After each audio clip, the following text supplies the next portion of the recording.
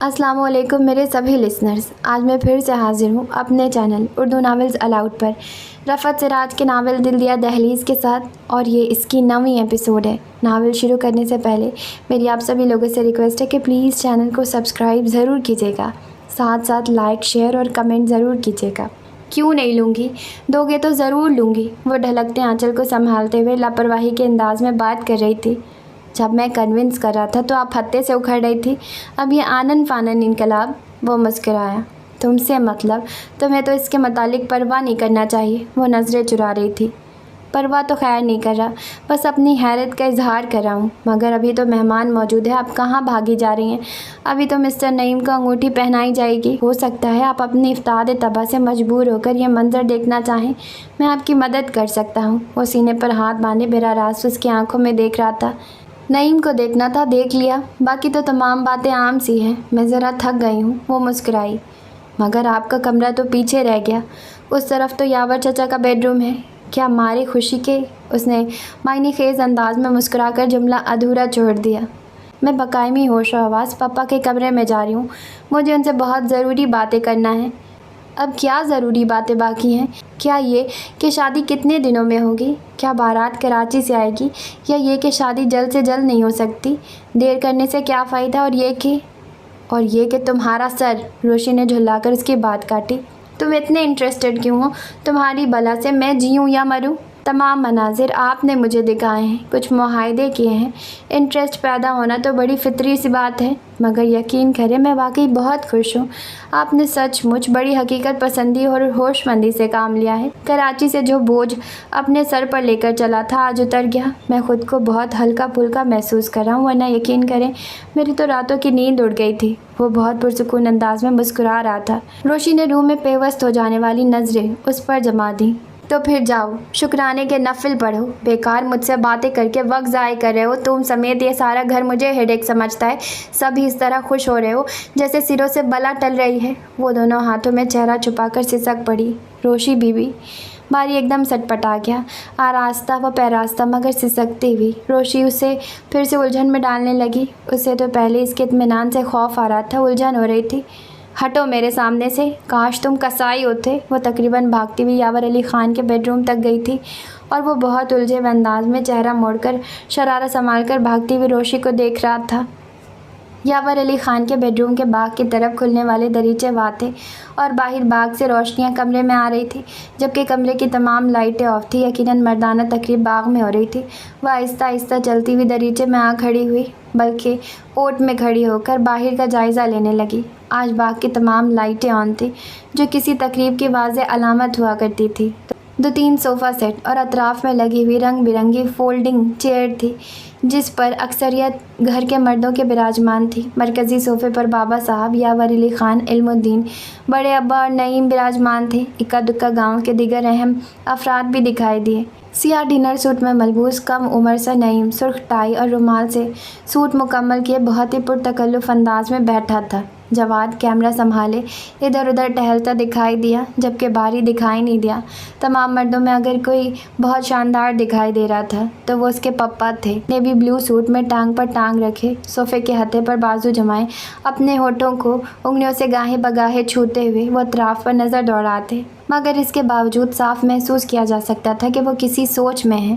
गालिबन खाना शुरू होने का वक्त हो गया। बाबा साहब की क़यादत में एक एक करके सब अंदर मर्दाना हॉल की तरफ जाने लगे। ज़रा सी देर में बाग में खामोशी छा गई। वो भी दरीचे से हटकर सोफ़े की तरफ बढ़ी।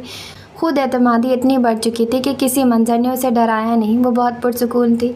उसने अपने बाप का एक जुमला अपनी गिरफ्त में ले लिया था, मंगनी वंगनी कोई ख़ास चीज़ नहीं होती। उसने सोफ़े से पुश टिकाकर आंखें मूंद ली। अभी उस कैफियत में बैठे उसे ज़्यादा देर नहीं हुई थी कि बाग की तरफ से एक खूबसूरत नगमा उसके कानों में जल तरंग से बजाने लगे। वो यकसू होकर सुनने लगी, मगर उसे उस वक्त चौंकना पड़ा जब एक ही नगमा तीसरी मरतबा शुरू हुआ। वो अपना मलबूस संभालती फिर दरीचे में आन खड़ी हुई। बाग में कुर्सियों के दोनों सिरों पर डेक रखे हुए थे। ये तमाम लाजमन मौसीकी के रसिया फ़ारान ने क्या होगा, उसने सोचते हुए उस तरफ नज़र डाली जहाँ छोटी सी टेबल पर प्लेयर और कैसेट्स रखी हुई थी।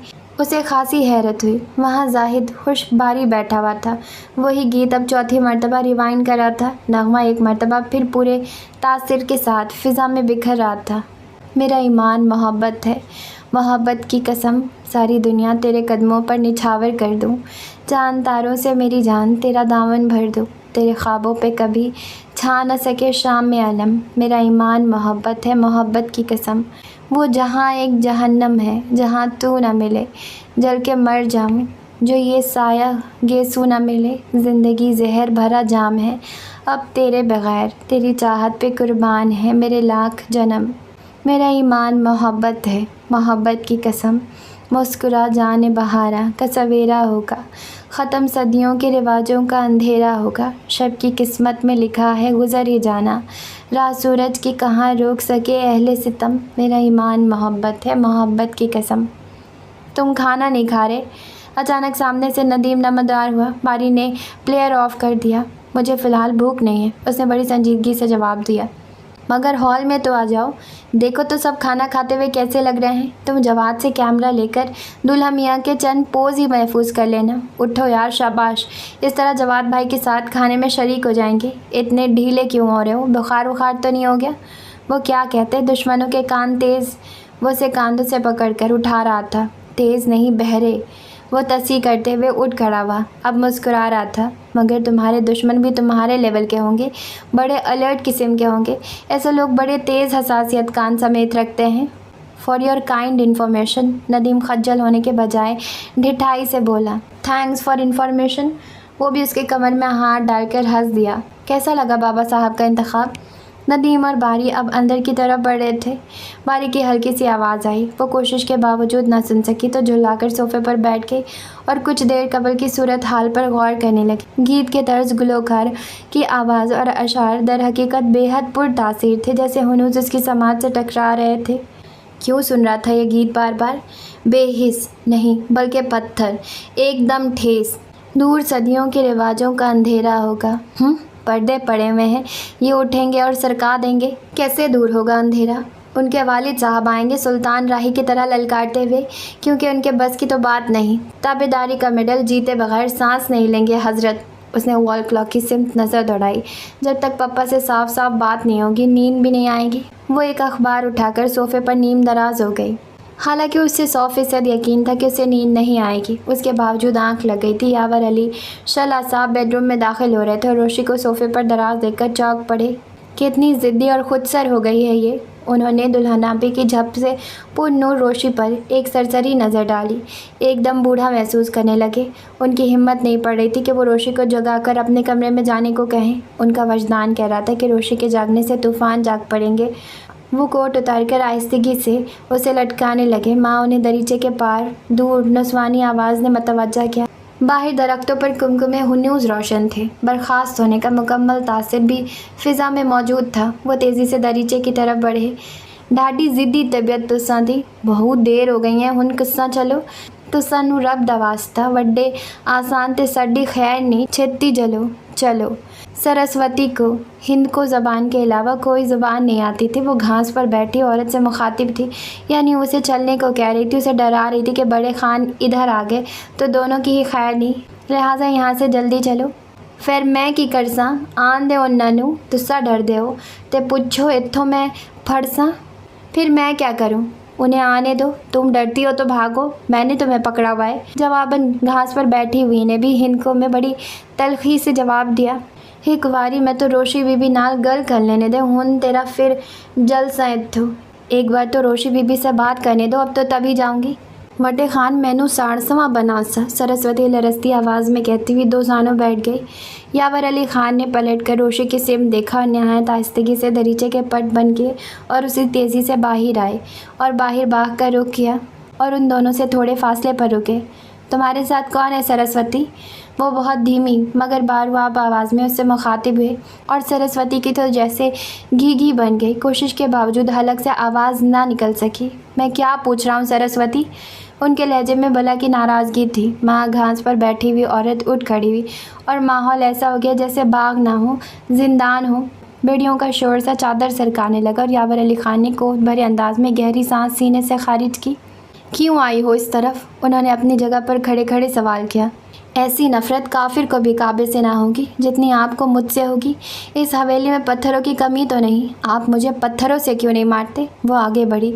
बेड़ियों की खनक सारी फिज़ा में सरासियत कर गई। खान, ये तो नहीं कहती कि मुझे जहर दे दे, ये तो नहीं कहती कि मुझे गोली मार दे, ये भी नहीं कहती कि मेरी गर्दन उड़ा दे। आसान मौत तो मैं भी नहीं मांगती। मेरे ख्याल में जितने मसामे उतने पत्थर मारे, इतनी धारें खून की निकाले, मगर फिर मुझे माफ़ कर दे। जब मेरी रूह मेरे बदन से निकलने लगे तो बस इतना कह दे कि आपने मुझे माफ़ कर दिया। ना मौत आती है, ना माफ़ी मिलती है। इधर या उधर कुछ तो हो। या तो मुझे ये एहसास दे कि मैं ज़िंदा हूँ, या ये एहसास दे कि मैं मर चुकी हूँ। मुझे चक्की के दो पार्टों के बीच से निकाले, मेरा जिस्म नहीं, मेरी रूह आज़ाद करें। खान, अल्लाह के वास्ते। शट अप सरस्वती, इसे इसकी कोठरी में ले जाओ। यावर अली खान की आवाज़ गुस्सेली मगर धीमी थी। हाँ खान। सरस्वती औरत को बाजू थामकर खींचने लगी। मैं नहीं जाऊँगी, मुझे खान से बातें करना है। औरत ने एक झटके से बाजू छुड़ा लिया। देखो, अगर तुम बाज नहीं आई तो तुम्हें हवेली से निकालकर 12 पत्थर दूर भेज देंगे। यावर अली खान ने जाते जाते रुककर उसे धमकी दी। रुक जाएं खान, फैसला करके जाएं। वो बेड़िया छनकाती उनकी तरफ बढ़ी। बकवास बंद करो, तमाम फैसले हो चुके हैं, दफ़ा हो जाओ। वो बरहम हुए। खान, अब तो मरने के दिन दूर नहीं, आप ऐसा करें, मुझे सिराय भिजवा दे। यावर अली खान का हाथ फिज़ा में बुलंद हुआ और वहीं रुक गया जैसे उन्होंने बमुश्किल खुद को रोका। सरस्वती, इसकी जंजीर खींचकर इसे कोठरी में ले जाओ, तुम्हारी ड्यूटी इस पर है। फिर ये बाहर कैसे आ जाती है? आइंदा ऐसा हुआ तो तुम्हें भी इसके साथ कोठरी में बंद कर देंगे। खान, रोशी बीबी, शट अप। इस घर के किसी फर्द का नाम तुम्हारी नापाक ज़ुबान पर नहीं आना चाहिए। वो तेज़ तेज़ कदम बढ़ाते अंदर की तरफ चले गए। उनका ब्लड प्रेशर हाई हो रहा था, तमाम जिस्म ज़लज़ले के जद में, और चेहरा सुर्ख अंगारा। सामने मामा बिल्ली किचन की तरफ जाती दिखाई दी। मामा, उनकी भारी आवाज़ राहदारी में गूंजी। जी खान। वो दौड़ती हुई इनके पास आई। 2 कप कॉफ़ी मेरे कमरे में ले आओ। 2? मामा बिल्ली ने उलझकर उनकी शक्ल देखी। रोशी भी मेरे कमरे में है। वो अपने कमरे की तरफ बढ़ गए। आहिस्ती से दरवाज़ा खोलकर अंदर दाखिल हुए। रोशी हुनूस बेखबर सो रही थी। वो रोशी के पास जाकर रुक गए। उसका दुपट्टा सर से ढलक चुका था। चेहरे पर अजीब तरह के यासियत के साए से गुड़मुड़ हो रही थी। छोटा सा टीका बालों में उलझ रहा था। उन्होंने झुककर उसके सर पर धीरे से हाथ रखा। रोशी, बेटे उठो, अपने कमरे में जाकर आराम से सो जाओ। रोशी ने कसमसाकर दूसरी तरफ चेहरा मोड़ लिया। रोशी, उठो बेटा, शाबाश। उन्होंने उसका रुखसार थपथपाया। उसी दम दरवाजे पर दस्तक हुई। यस। वो सीधे होकर दरवाजे की तरफ देखने लगे। मामा बिल्ली खाली हाथ अंदर दाखिल हुई। खान, गुल्लो बीबी ने मुझे कहा था रोशी बीबी ने खाना नहीं खाया। मामा खासी हैरानी से सोई हुई रोशी को देख रही थी। ओह, उनके लिए ये इत्तला इस तरह थी जैसे किसी किताब का दिबाचा पढ़कर किताब के मज़ामीन और मौजू का अंदाज़ा किया जाए। वो बेटी के वजूद में उतरे हुए तूफ़ान के एक एक झटके को महसूस करने लगे। रोशी, उन्होंने उसका शहाना हिलाया। जाओ मामा, तुम पहले खाना ले आओ। उन्होंने मुंतज़िर मामा को तो वहाँ से रवाना किया। रोशी शाना हिलाने के अमल से बेदार हो चुकी थी। एकदम उठकर बैठ गई। अस्सलाम वालेकुम पप्पा। उसने इधर उधर लटकता हुआ दुपट्टा संभाला। वालेकुम अस्सलाम। खाना क्यों नहीं खाया? भूख नहीं थी। उसने नज़रें झुका ली। मामा खाना ला रही हैं, तुम ज्वेलरी उतार कर मुँह हाथ धो लो, ईजी हो जाओ। शाबाश। वो सामने कुर्सी पर बैठकर सिगरेट सुलगाने लगे। मुझे भूख नहीं है पप्पा।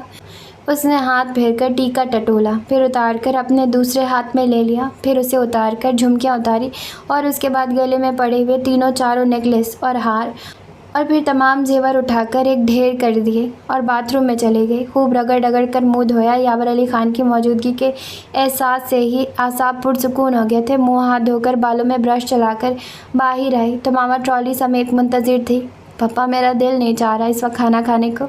वो बस सो रही, उसे तो अपना मसला हल करने की जल्दी थी। थोड़ा सा खा लो बेटे, भूखा सोना अच्छी बात नहीं। यावर अली खान ने उसे बहलाया। रोशी को न जाने क्यों आज वो बहुत नरम और शफीक महसूस हो रहे थे। उसने बददिली से ट्रॉली अपनी जानिब खींची और एक प्लेट में थोड़े से चावल और सलाद लेकर खाने लगी। मैंने एक प्रोग्राम बनाया है, उम्मीद है तुम सुनकर खुश होगी। उन्होंने कुर्सी की बैग से पुश टिकाकर उसका चेहरा देखा। चमचा रोशी के हाथों में था।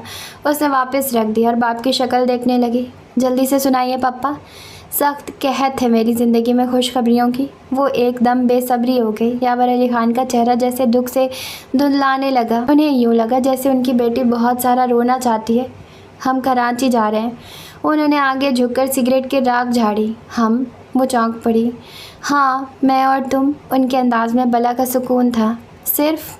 उसे जैसे यकीन ना आया। सिर्फ? वो धीरे से मुस्कुरा दिए। खाला के यहाँ? उसने गौर से उनकी तरफ देखा। हाँ। उन्होंने नज़रें चुराकर मुंह से धुआं खारिज किया और रोशी को अपनी वो ऊट पटांग, वो गुफ्तगू और फरमाइश याद आ गई। वो कदरे खज्जल सी होकर उन्हें चोरी चोरी देखने लगी। उसका ख्याल था कि अब तो जब भी पापा से सामना होगा पहली फुर्सत में सख्त सुनने को मिलेगी, मगर तवक्को के सरासर बरअक्स हुआ था। शायद अपनी आदत के मुताबिक बर्दाश्त से काम ले रहे थे। जब तो बला का था, पापा में काश में थोड़ी सी इन पर चली जाती। उसने गोया खुद ही अपनी कमज़ोरी का एतराफ़ किया और मुस्तहसन नज़रों से यावर अली ख़ान को देखने लगी। मुझे पापा से फौरी सॉरी कर लेना चाहिए। यकीनन पापा खुश होंगे। आई एम सॉरी पापा for those comments but I was puzzled. उसने कहकर जल्दी से चमचा मुंह में रख लिया। किस सिलसिले में सॉरी हो रहा है? वो वाकई नहीं समझे। वो मैंने आपसे कह दिया था ना कि मैं माँ को मिस करती हूँ। उसने चमचे में चावल भरकर मुंह की तरफ लाते हुए शर्मसार लहजे में कहा। ओह, वो जैसे कुछ याद करके मुस्कुरा दिए। डज़न्ट मैटर बेटा, डज़न्ट मैटर। उसे जैसे अपने कानों पर यकीन नहीं आया। अच्छा, हम बात कर रहे थे कराची के प्रोग्राम पर। तुम तैयारी रखना। मेरा शोफर पहले तुम्हें हरीपुर लाएगा, फिर वहाँ से कराची के लिए रवाना होंगे। मगर एक बात, वो तंबी के अंदाज में उंगली उठाकर बोले। जी पप्पा। उसके खुश होने के अमल में खटाई सी पड़ी। यहाँ किसी को अपने कराची के प्रोग्राम के बारे में न बताना, भनक ना पड़े किसी को, बाबा साहब को भी नहीं। उसने बेताबी से उनकी बात काट दी। उन्हें भी नहीं। अगर यहाँ किसी को पता चल गया तो मैं तुम्हें साथ नहीं ले जाऊँगा। उन्होंने बहुत ज़ोर देकर कहा। क्या आप डरते हैं उन सब से? आप तो इंडिपेंडेंट है। उसे जैसे बाप का डरना पसंद नहीं आया। डरने की कोई बात नहीं। जब बहादुरी बगैर अक्ल के होती है तो वबाल बन जाता है। जब अक्ल है तो किसी यकीनी फतह की बुनियाद बन जाती है। वो बहुत तदब्बुर से समझा रहे थे।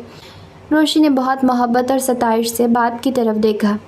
बेमौका काम करने से इंसान तमाशा बन जाता है और हाथ भी कुछ नहीं आता। जब रस्सी मोटी हो तो आहिस्ता आहिस्ता कटती है, ना एक बार में, ना एक झटके से। तुम जो कुछ आज करने जा रही थी उसे तुम्हें कोई फ़ायदा तो नहीं होता। मेरे हिस्से में एक अजीम दुख और इजाफा हो जाता।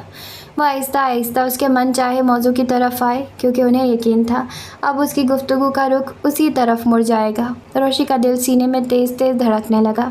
बहरहाल वो एक मखसूस माहौल की परवरदा थी। बात के ऐन रूबरू तस्करा एक नई बात थी। मगर पप्पा, वो उसने कुछ कहना चाहा। तुम फिक्र ना करो, अगर तुम इस रिश्ते से खुश नहीं हो तो कुछ नहीं होगा। उन्होंने एक नया सिगरेट निकाला। रोशी तो जैसे रेशा ख़त्मी हो गई। सच पप्पा, उसके मुंह से बेसाख्ता निकल गया। उन्होंने रोशी के खुशी से जगमगाते हुए चेहरे पर एक नज़र डाली और सिगरेट सुलगाने लगे। क्या मैं वजह पूछ सकता हूँ? उन्होंने खासे तरद्दुद से सवाल किया। कोई वजह नहीं। उसने नज़रें झुका ली। क्या तुम्हें कोई पसंद है? उन्होंने झुकी झुकी नज़रों से नया सवाल किया। रोशी का दिल पसलियाँ तोड़कर बाहर आने लगा कि आज पापा सारे शिकवों का हिसाब बाग कर देंगे। इस बात का ऐलान कर देंगे कि वो क्या चाहती है। मगर बेटे, एक बात का हमेशा ख्याल रखना।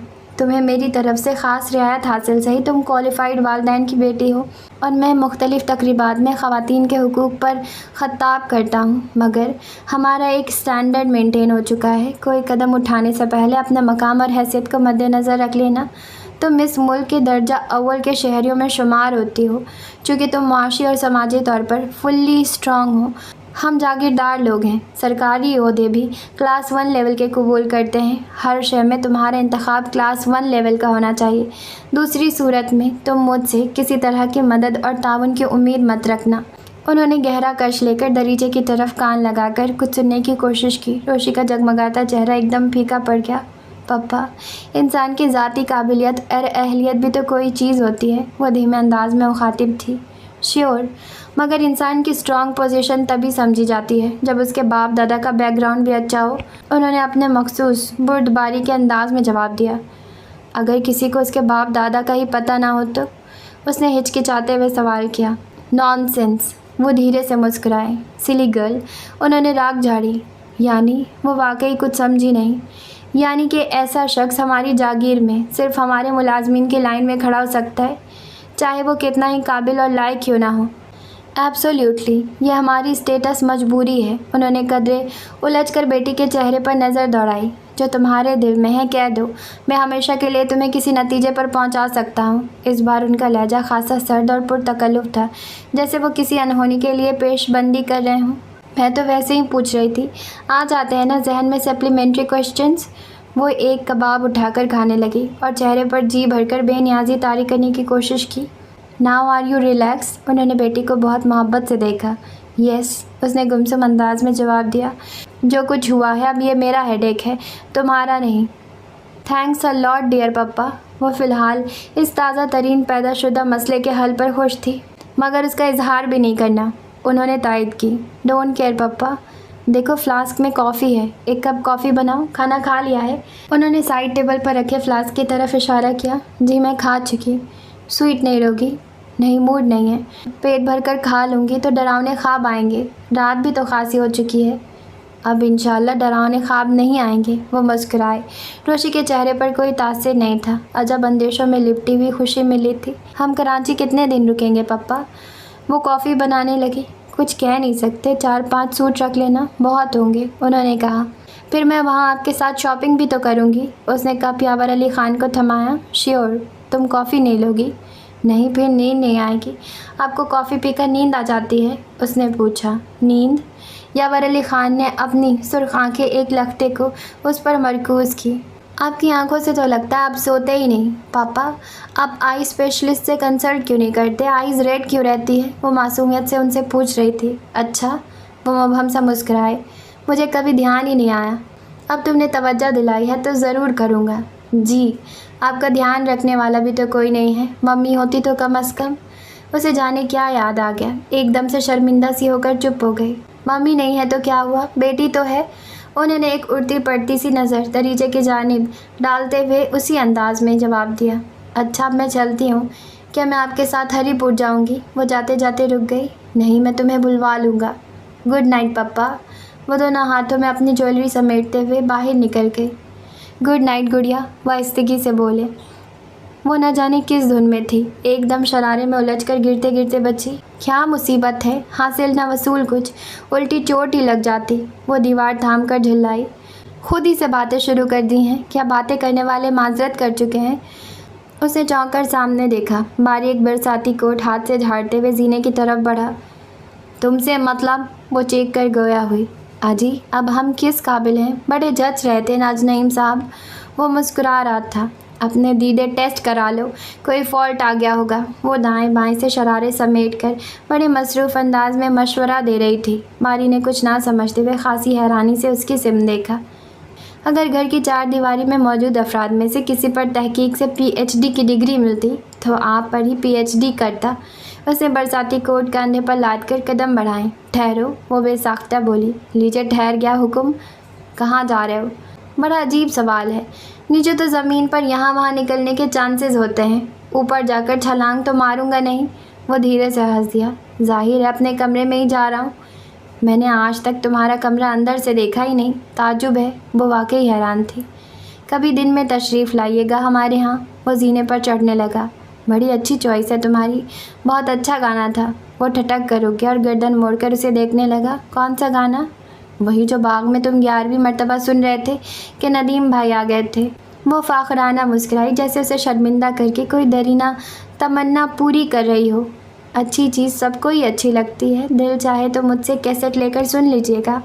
मुझे उसके अशार याद नहीं रहते, बस उसकी तर्ज और आवाज़ अच्छी है, इसलिए अच्छा लगता है। वो बेनियाजी से जवाब देकर तेज़ी से जीने चढ़ गया। अशार याद नहीं रहते? बहुत ही पोस करता है। इतनी दफ़ा तो सुना है, कोई बहरा भी इतनी मर्तबा सुनता तो उसे याद हो जाता। पता नहीं इसे घमंड किस बात का है। वो चिल्लाती हुई अपने कमरे में घुस गई। भाभी, कहाँ हैं आप? वो किचन के दरवाजे पर इस्तादा था। भालो हड़बड़ा कर उठ खड़ी हुई। किचन के दरवाजे पर उसका दुपट्टा पड़ा हुआ था। वो एकदम ही सामने आ गया था। वो बगैर दुपट्टे पसीने पसीने हो रही थी। नागवारी का एहसास दिलाती चंद चिकने उसकी परेशानी पर नमदार हो गई। भला इस तरह एकदम सामने आ जाने की क्या तुक थी? इतना उज्जड़ तो दिखाई नहीं देता। उसने दुपट्टा खींचकर सर पर डाल लिया। फरमाइए। उसके लहजे में खुद ब खुद तलखी आ गई। हमारी आंखें बंद रहती हैं भाभी, ख़ास तौर पर औरत पर नज़र डालना तो हमने बिल्कुल छोड़ दिया है। अपने हिस्से तो हम फाते पड़ चुके हैं। सर्दी बहुत लग रही है, शायद बुखार तेज़ हो गया है। एक कंबल और दे दें। कमरा यहाँ है और ज़ोर देकर हम आवाज़ दे नहीं सकते, इसलिए हिम्मत करके ख़ुद को खींचते हुए यहाँ तक आए हैं। लाजमन आप सितमगर होंगे, आपकी शक्ल बड़ी प्यारी है। वो बड़बड़ाने के अंदाज में शेर पढ़ते हुए वापस पलट रहा था। बालों का ध्यान कहीं और था। उसकी समझ में शेर क्या खाक आता। उसकी हसास तबीयत तो जैसे ये सुनकर ही तड़प गई थी। सख्त बुखार की वजह से सर्दी लग रही है।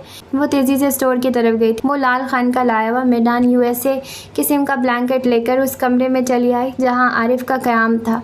आरिफ भाई, ये कंबल। उसने दूर से ही उसे मतवज्जा किया। शुक्रिया भाभी। वो बेदम अंदाज में अपने बेड पर गिर पड़ा और तेज़ तेज़ सांस ले रहा था। बालों खड़ी देखती रही। ये देखा, आरिफ में तो पहले से मौजूद कंबल उठाने की सकत नहीं। बिलाखिर वो आगे बढ़ी। आरिफ ने आंखें बंद की थी। उसने आहिस्तगी से कंबल उस पर फैला दिया, फिर साथ लाया हुआ दूसरा कंबल भी उस पर लाद दिया और सीधी हो गई। अगली बात का इंतज़ार करने लगी। भाभी, लाल खान से कहना पहली फुर्सत में मेरी माँ को इत्तला कर दे कि मैं आपके यहाँ ज़िंदगी पूरी कर रहा हूँ। मिलना चाहे तो आकर मिल जाए। उसकी आवाज़ बहुत धीमी और कमज़ोर थी। ऐसे बातें क्यों करते हैं आरिफ भाई? आप इंशाल्लाह अच्छे हो जाएंगे। वो छोटे से दिल की लड़की डर गई। कम नहीं नाजिश, हम नामी चश्म ख्वाबा। तेरा बीमार बुरा क्या है, घर अच्छा ना हो। और भाभी, वो जो आगे कहा है चचा गालिब ने कि दर्द मिन्नत कश दवा ना हो, मैं ना अच्छा हुआ बुरा ना हो। वो खांसने लगा। बालो हैरान परेशान से खड़ी थी। तौबा, नशे की तरह आदी है शेर पढ़ने का। इस हालत में भी इतना तेज़ चलता है। वो सोच रही थी। आपके लिए चाय लाऊं आरिफ भाई? उस वक्त उसका दिल इंसानी हमदर्दी से लबरेज था। नहीं भाभी, इस वक्त तो ज़रा सा उठना महाल है, कुछ खाना पीना मुहाल है। उसके लिए मैं लाल खान का इंतज़ार किए लेता हूँ। शुक्रिया। आप लेटे लेटे अल्लाह अल्लाह करते रहें, दिल को सुकून मिलता है। उसे बर वक्त यही हमदर्दाना फ़ेल सुझाई दिया कि उसे याद इलाही की तरगीब भी दे डाले। काट देता है कितने बंदे अदम, बंदा जुलजलाल हो जाना। मगर वो खुद ही शेर कहकर हंस दिया। मगर भाई, अब आखिरी उम्र में क्या खाक मुसलमान होंगे? आपकी उम्र ज़्यादा तो नहीं? बालों के मुंह से बेसाख्ता निकल गया था। उम्र का पैमाना साल नहीं, कुव्वत हयात होती है भाभी। वो उसकी सादा लोची पर मुस्कुरा दिया। उसने मिसरे से अपने मतलब की बात अखज़ कर ली और बस वो दर हकीकत इतनी गहराइयों में उतरने की सलाहियत नहीं रखती थी। मैं आपके लिए नमकीन दलिया बना लेती हूँ। वो दोपहर का खाना खाने आएंगे तो आप उनके साथ खा लीजिएगा। वो बाहर निकलते हुए बोली। आपके वो जब तक आएंगे मैं प्यासा मर जाऊंगा। फरिश्ते आपस में बहस करेंगे कि सहरा में भटक कर मरा है, हलक में कांटे दिखाई दे रहे हैं। मैं अभी लाती हूँ पानी। वो शर्मिंदा सी हो गई। किचन में नल से पानी लेते उसे ध्यान आया तो उठकर बैठने के भी लायक नहीं है। पानी कैसे पिएगा? क्या वो उसे सहारा देकर उठाएगी? उसे झरझरी आ गई। बिल्कुल नहीं, ये तो वो कभी नहीं करेगी। शौहर की गैर मौजूदगी में किसी नामहरम के इस कदर करीब जाना सरासर फितना है। ओह, उसे एकदम ध्यान आ गया। उसने एक चम्मच साथ लाया। मसले का हल समझ में आते ही पुरसुकून सी हो गई। वो वापस आरिफ के कमरे में आई और चमचे में पानी लेकर उसे मतवज्जा किया। आरिफ भाई, पानी? हाँ, ख्वाब तो अच्छा है। यूँ भी साहिली शहर में रहता हूँ, पानी इधर बहुत है, मगर मुँह में तो इस वक्त शहर करवट ले रहा है। या अल्लाह, इतना कमज़ोर होने पर इस कदर बोलता है।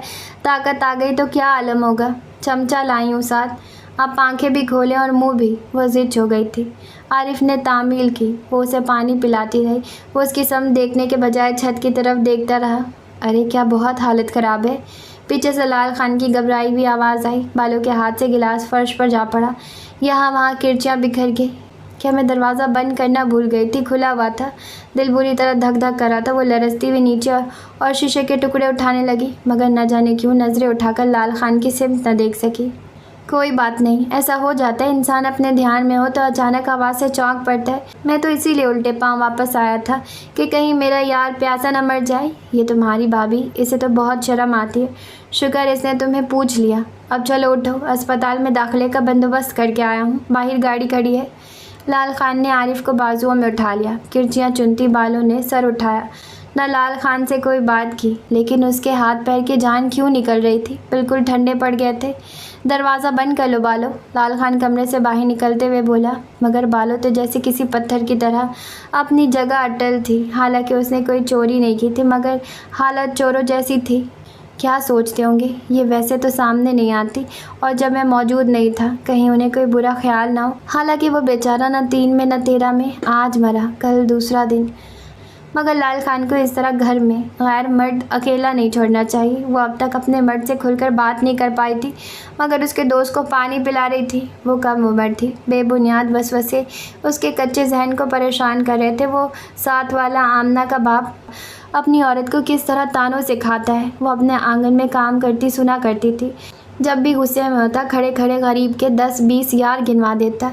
उसे इस तरह की बातों से हमेशा घिन आती थी, और एक मर्द को औरत पर कीचड़ उछालना बहुत मकरूह लगता था। वो सोचती थी कि जब उसकी शादी होगी तो वह ऐसी औरत बनेगी जिसकी वफा पर उसका शौहर हल्फ उठाता हो। कहीं यही वाक़या कभी का ताना न बन जाए। बार बार एक फिल्म जहन के पर्दे पर चल रही थी। वो पानी पिला रही थी, पीछे से लाल खान आ गया था। यार बारी, तुम तो बिल्कुल बेकार निकले। फरहान ने स्टडी में बारी का पीछा लिया। यानी वो कोई किताब ढूंढ रहा था। भला ये भी कोई बात हुई? एक शख्स बाहर से आया, हमारे घर की एक लड़की पर हाथ साफ किया और चलता बना। यार घर में ही इतने थे, स्वयंवर हो सकता था। वो बड़बड़ाते हुए कुर्सी पर बैठ गया। मंगनी तो हुई है, कोई निकाह तो नहीं हुआ। जाकर कह दो बाबा साहब से। बारी को मतलूबा किताब नहीं मिल रही थी। शरीफ आदमी, मैं सिर्फ अपनी बात तो नहीं कर रहा। फरहान एकदम फड़फड़ा कर रह गया। तो फिर पर्ची पर नाम लिखकर दे दो। यावर चाचा कंप्यूटर से कर अंदाजी कर लेंगे, कंप्यूटर की तो सब मानते हैं। यकीनन कोई झगड़ा भी नहीं होगा। वो दूसरे शेल्फ की जानिब बढ़ गया। अरे मेरे भाई, अरे सकरात के कुछ लगते, बात समझ में नहीं आई और हो गए मशवरे शुरू। भला ये गैरों में रिश्ता करने की क्या तुक थी, वो भी इतनी इमरजेंसी में, जैसे कोई मुहर्का हो रहा हो, हार जीत के मसले आ पड़े हों। तुमने हम में से किसी को नहीं बताया, हालांकि तुम बाबा साहब का वो कंप्यूटर हो जिसमें सब कुछ फीड होता है। फरहान पंजे झाड़कर पीछे पड़ा था। आपको यकीन नहीं आएगा, मगर वाकई मुझे कुछ नहीं पता था। वो थककर एक कुर्सी पर बैठ गया। मैं अपनी मर्दानगी की बड़ी हिफाजत करता हूँ। मामूली सी जनाना मिलावट भी मुझे पसंद नहीं, वरना अभी लगा देता तुम्हें कस्मों पर कि खाओ मेरी सर की कसम, अल्लाह की कसम, फलां की कसम। हम सब बहुत शौक़ हैं, आपको मुताला किया जा रहा है। और यार मैंने तो सुना है वहाँ कराची में बड़ा मिक्सिंग डिनर हुआ है, जनाना मर्दाना कंबाइन। ये भी गलत है? मैं वहाँ से आ चुका था, क्या कह सकता हूँ। बारी के सर में दर्द होने लगा। अच्छा बताओ, उस घन चक्कर में ऐसी क्या बात है जो उसे तरजीह दी गई? ऐसा तो यहाँ होता नहीं। आप इंटरेस्टेड थे रोशी बीबी में? बाजी ज़िद होकर सवालात पर उतर आया। ला हौल वला कुव्वत, दिमाग ख़राब नहीं है मेरा जो सिविल इंजीनियर से एकदम शोबा बदलकर मैकेनिकल इंजीनियर बन जाऊँ। नट ढीले रहते हैं उसकी तरफ। क्या हर वक्त टूल बॉक्स उठाए फिरूँगा? फरहान बुरी तरह सुलगा, फिर धुआंधार झरी। इजहार ख्याल का मकसद? यार सबब बताओ इस इमरजेंसी का, बताओ। एक रिंगर वेट को उठाकर चीफ बना दिया गया। हमें ऐसे देख रहा था जैसे हम सब घास खोर है। अगर कोई आप में इंटरेस्टेड है तो बताए, मैं आगे नाम पेश कर दूंगा। उसने बात काटी। बाबा साहब के फैसलों के बाद हमारे यहाँ लकीर पीटी जाती है मेरे बारसूख भाई, फरहान ने दांत पीसते हुए कहा। अब अगला हुक्म सुनाइए, वो रसानियत से कह रहा था। हम सब इस नागहानी पर परेशान हैं। असल बात का खोज लगाओ यार, कहीं लड़की मारी ना जाए। जवाद रात से परेशान है, कह रहा था उसने तस्वीरें भी नहीं बनवाई, खाना भी नहीं खाया और जल्दी सोने चली गई थी। वो बहुत खुश है, डोंट वरी। उसने फरहान को बीच में टोक दिया। मैं ठीक कह रहा हूँ, उसने फरहान को यकीन दिलाया। पता नहीं यार क्या ठीक है क्या गलत, मुझे तो लाल बत्ती की स्पार्किंग दिखाई दे रही है। सही कह रहा हूँ मैं, यकीन करो। अगर तुम्हारे साथ भी रोशी, मुझे मेरी औकात में रहने दे फरहान। वो शायद फरहान से पहली बार तल्खी से मुखातिब हुआ था, जब भी फरहान ठटक कर रह गया। क्यों, तुम्हारी औकात को क्या हुआ? डोंट बी कॉम्प्लेक्स्ड, एहसास से कमतरी का शिकार ना हो। फरहान ने ताज्जुब से सवाल किया था और नसीहत भी की थी। बारी सुनी अनसुनी करके उठ खड़ा हुआ। इंटरनेशनल लॉ की बुक नहीं मिल रही, पहले डोमेस्टिक लॉ पर उबूर हासिल करो। झक नहीं मार रहा हूँ, फरहान चिल्लाया। ये मेरा शोभा नहीं है, आप सब मुझे बख्श दें। वो इस बार बजाय चिढ़ने के मुस्कुरा रहा था। मगर तुम्हारा अप्रोच फुल होना तो शक व शुबा से बलातर है, फरहान ने तुर्की बतुर्की कहा। मगर मेरे अप्रोच फुल होने की वजह भी यही है कि मैं कॉन्फिडेंशियल इधर से उधर नहीं करता। भला आखिर उसने संजीदगी से कतई जवाब दिया। इसका मतलब है तुम्हें हकीकत मालूम है। फरहान अपनी जीत पर मुस्कुराया। हारी खामोश रहा। मुझे बता दो, किसी से नहीं कहूँगा। फरहान शायद सबकी नुमाइंदगी कर रहा था। वो राज ही क्या जो दूसरे को मुंतकिल हो जाए। वो बदस्तूर किताब तलाश करता रहा। अहमियत जता रहे हो? फ़रहान कदरे खफगी से गोया हुआ। आप किसी की ज़िंदगी या करियर की कीमत पर भी मजबूर करेंगे। वो फ़रहान की तरफ पलटा और उसके चेहरे पर निगाहें जमा दी। फ़रहान नज़रें ना उठा सका। हरगिज़ नहीं, अब यूँ भी फ़ायदा नहीं है। वो स्टडी से बाहर चला गया। बारी ने सुकून का गहरा सांस लिया। सब अपनी अपनी परेशानियों का इजहार किसी न किसी से कर देते हैं। हम अगर किसी से कुछ कह सकते हैं तो ये है, वो दीवारें हैं। सर की कीमत खाक कितनी ज़्यादा क्यों ना हो, दिल की कीमत से ज़्यादा नहीं हो सकती। इंशाअल्लाह सौदा महंगा ही करेंगे, बल्कि कर रहे हैं। ज़िंदगी और करियर का सुनकर आप खौफज़दा हो गए फ़रहान साहब। दिल भी कोई मनसब रखता है इस ख़ानदान में। कितनी बेतौकीर शय है ये, यहाँ इस हवेली में। वो तल्खी से मुस्कुरा रहा था। ज़िंदगी ख़तरे में देखकर आपने बहस ही समेट ली। कुछ ज़िंदगी से भी ज़्यादा होता है जो इस हवेली के मकीनों के शऊर से मावरा है। पत्थर की हवेली से पत्थर की कब्र तक, यहाँ पत्थरों ही की अहमियत है। उसने खौलते जहन मगर खोजती नज़रों से बिलाखिर शेल्फ के सबसे निचले खाने से मतलूबा किताब ढूंढ निकाली और अपने कमरे में जाने के ख्याल से बाहर निकलने लगा। यार बारी, जस्ट अ मिनट, एक कॉन्फिडेंशियल है। नदीम बड़ा हवास बाख्ता से स्टडी में दाखिल हुआ। यानी उस जान नातवा पर एकदम बोझ मज़ीद। वो मुस्कुरा दिया। यार गज़ब ही हो गया है। उसने स्टडी की दरवाज़ा बंद करते हुए अगला जुमला कहा, पहले ये बताओ तुमने किसी से इश्क किया है? वो आराम से कुर्सी पर ढह गया। बारी कदरे ठटका, फिर मुस्कुरा दिया। इश्क करते नहीं, इश्क हो जाता है। करने का लफ्ज़ उस सूरत में इस्तेमाल करते हैं जब कोई काम इरादे के साथ किया जाए। इस पोजीशन में इरादा बिल्कुल काम नहीं आता। वो भी बैठ गया। वाह यार, मेरी सोच के मुताबिक तुम तो वाकई तजुर्बाकार निकले। नदीम को जैसे इत्मीनान हुआ। क्या मतलब है? वो कदरे उलझ गया। बात ये है यार, वो भट्टी अंकल है ना, उनका नंबर 2 बेटा मेरा बेस्ट फ्रेंड है। उसकी एक बहन है जिसे मैं बिल्कुल सगी बहन समझता हूँ। यहाँ तो कोई गुंजाइश ही नहीं निकल रही। घर की इकलौती दुख्तर नेक अख्तर को तो आपने अपनी बहन बना लिया है। उसने बात काट दी। हालांकि दिलचस्पी पैदा हो रही थी कि आखिर किस्सा क्या है। यार उसकी कज़न आई हुई है। यार मैंने बतौर शरारत 1-2 मरतबा उसे घूर कर देख लिया। 2-4 मरतबा और देख लीजिएगा, अगर आसानी से नज़र आ जाती है। वो हंस दिया। ओ नहीं भाई, ओए मगरो ई पै गई हैं, वो तो पीछे ही पड़ गई है। वो क्या कहा है शायर ने कि आशिक अपना जान लिया है उसने मीर हमें, देख भरी मजलिस में अपनी हम ही से शर्माता है। यार आज ये रुक्का मिला है, अगर मैंने उसे बेवफाई की तो वो ख़ुद को आग लगा लेगी। नदीम ने रुक्का बारी की जानी बढ़ाया। आप इसे रखें, ये आपके लिए है। वो तरह दे गया। कुछ सुझाव बारी साहब, कुछ कर न बैठे ये, अपना तो भट्टा बैठ जाएगा। अजीब निडर लड़की है। हवेली रिंग करने लगी है। नदीम बहुत परेशान था। क्या सुझाऊं? अगर अच्छे ख़ानदानी लोग हैं तो आप शादी कर लीजिए उससे। उसने पुरसुकून चेहरा व आसाब के साथ मशवरा दिया। उससे शादी करने का इरादा होता तो तुम्हारे पास डिस्कस करने क्यों आता? नदीम भुना कर रह गया। फिर घूरा क्यों था? वह अपनी सैराब और चमकदार आंखें उसके चेहरे पर गाड़े हुए था। यूनिवर्सिटी बस की आदत है, आहिस्ता आहिस्ता छूटेगी। वो ढिठाई से कह रहा था। भारी किताब हाथ में थामकर उठ खड़ा हुआ। उसके चेहरे पर बला की संजीदगी थी। नदीम खान, हो सकता है आपको बुरा लगे, मगर हम आपस में एक दूसरे से मुखलिस रहे, ये भी याद रखिएगा। वो रुक गया, जैसे किसी तज़बज़ब का शिकार हो या अल्फाज तरतीब दे रहा हो। लड़कियां शीशा होती है और मोहब्बत उनकी कमज़ोरी। उनसे नहीं खेलते, ये कत्ल अम्द है मेरे नज़दीक। शीशे को मामूली सी भाप भी छू जाए तो अक्स धुंधला जाता है। जो हमारा आपका सिर्फ होता है वो उनका बस होता है। उसने नदीम की तरफ देखे बगैर कदम आगे बढ़ा दिए। तुम कैसे दोस्त हो? तुमने मुझे एहसास जुर्म में मुब्तला कर दिया है। नदीम बेइंतहा उलझ गया। मैंने तो हकीकत कही है, रद्द अमल आपका ज़ाती शऊर है। वो बहुत धीमे अंदाज में कह रहा था। मगर उसे शादी कैसे कर सकता हूँ? मुझे उससे मोहब्बत तो नहीं है। वो उठकर बारी के सामने आ खड़ा हुआ। और हाँ, ये मोहब्बत क्या होती है? वो सचमुच एहसास जुर्म में मुब्तला था और शिद्दत से इस बात का ख्वाहिशमंद महसूस हो रहा था कि कोई उसे अंदरूनी जंग से निजात दिला दे। खलील जिब्रान कहता है, मोहब्बत खुद को पेश कर देती है, ये अपने सिवा कुछ नहीं चाहती। अमृता प्रीतम एक जगह लिखती हैं, मोहब्बत एक आग है और जुदाई हवा। आग कम होगी तो हवा उसे बुझा देगी, आग ज़्यादा होगी तो हवा उसे भड़का देगी। आप उनसे दूर रहिए, कुछ अरसा उन्हें ना दिखिए।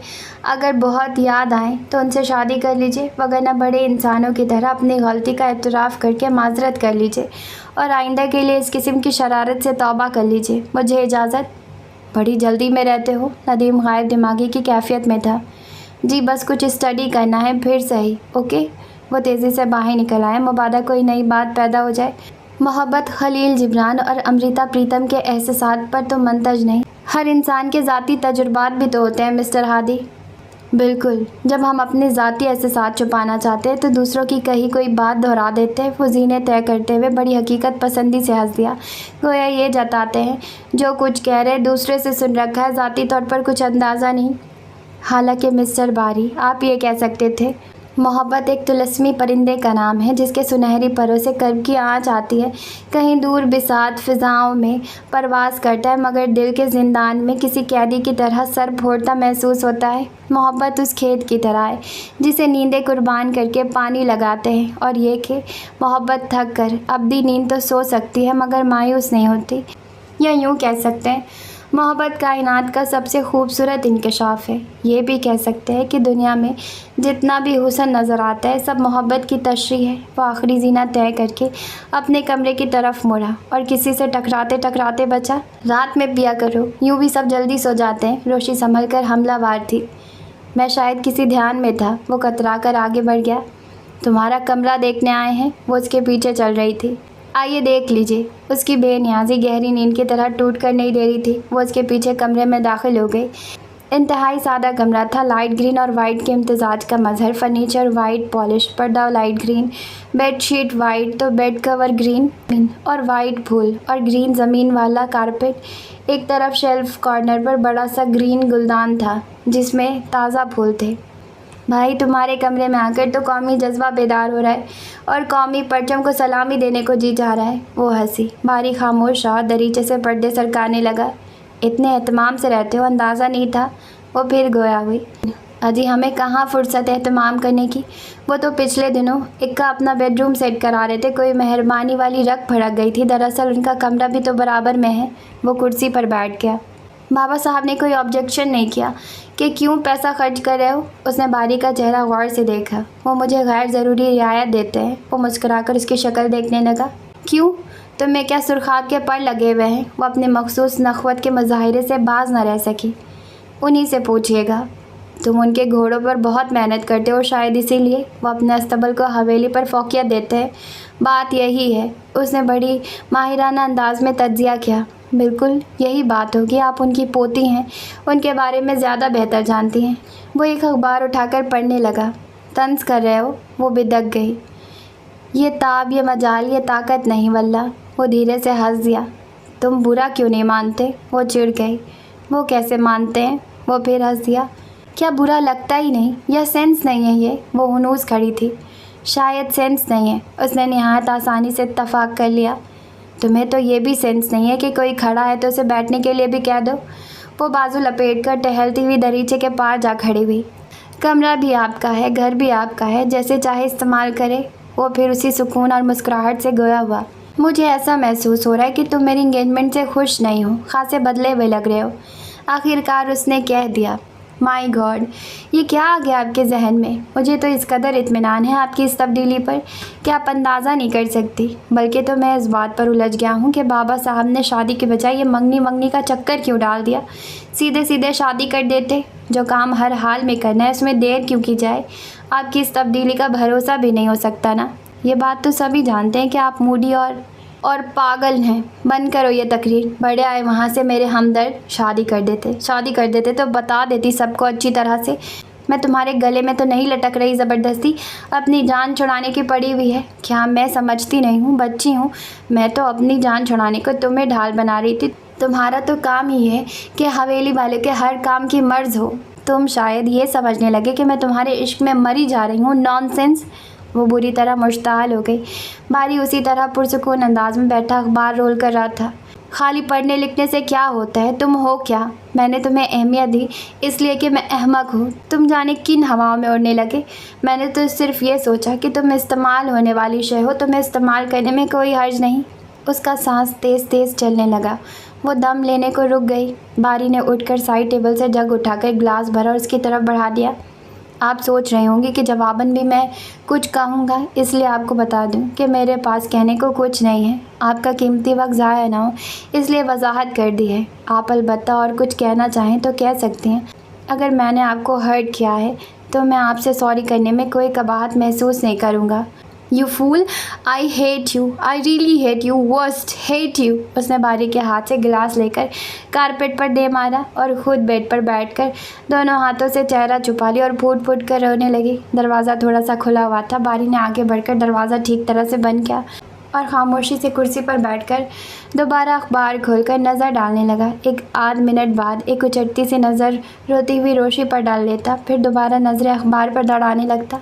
आखिर 5 मिनट बाद उसकी सिसकियाँ थम गई। उसने दुपट्टे से आंखें रगड़ी और बारी की तरफ देखा।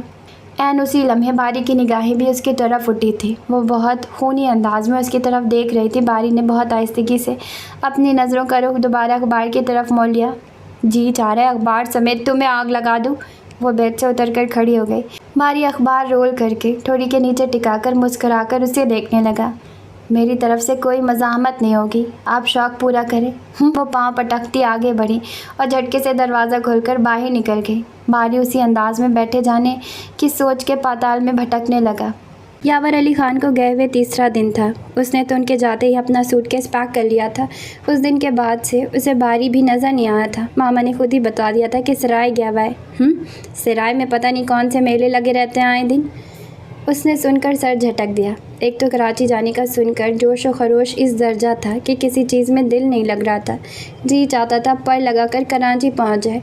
वो बड़ी बददिली से बाग में आई और झूला झूलने लगी। 3 रोज़ से तबीयत पर कुछ बोझ भी महसूस हो रहा था। अंदर से जाने कितनी मर्तबा ये आवाज़ आई कि उसे बारी से इस तरह से बात नहीं करनी चाहिए थी। किस तरह ताक ताक कर उसने बारी के रूप पर निशाना लगाए और वो कितनी तहम्मुल से सुनता रहा। जवाबन कुछ कह देता तो शायद एहसासात इतने शदीद ना होते। वो झूला झूलते हुए मुसलसल सोच रही थी। बीबी, हरीपुर से खान का फ़ोन आया है। वो कह रहे हैं आप शाम 6 बजे तक तैयार हो जाइएगा, उनका ड्राइवर लेने आएगा। कल्लो उसे खड़ी पैगाम दे रही थी। वो चौंक कर कल्लो को देखने लगी, फिर एकदम उछलकर झूले से नीचे उतर गई और अंदर दौड़ गई। 5 तो बजने में कुछ ही देर थे। अपने कमरे में आकर दीगर ज़रूरी चीज़ें समेटने लगी। वक्त बहुत कम था। अभी अपनी तमाम कज़न के सामने धमाका भी करना था। कई दिन से यह अनोखी खबर दबाए दबाए उसका पेट फूलने लगा था। जाहिर है उनके लिए खबर अनोखी ही होना थी। यावर अली ख़ान ने पहली बार बेटी को अपने पास बुलाया था। वो कपड़े उठाकर बाथरूम में जा रही थी कि बड़ी अम्मी आ गई। कल उन्हें बता दिया तुम्हें? वो आते ही मुखातिब हुई। जी बड़ी अम्मी। अच्छा तो तुम तैयारी करो, टाइम बहुत थोड़ा रह गया है। अंधेरा तो वैसे भी हो गया है, मगर अब क्या करें, यावर बुला रहे हैं। हैरत है, वो तुम्हें वहाँ क्यों बुला रहे हैं? और फिर वहाँ तन्हाई में तुम्हारा दिल कैसे लगेगा? खैर दिल लग ही जाएगा। कुछ खाने पीने की चीज़ें बनवा देती हूँ, रास्ते में खा लेना। जी अच्छा, वो इजलत भरे अंदाज में बोली। अच्छा चलो तुम तैयारी करो। वो बड़ी गुमसुम सी नज़र आ रही थी।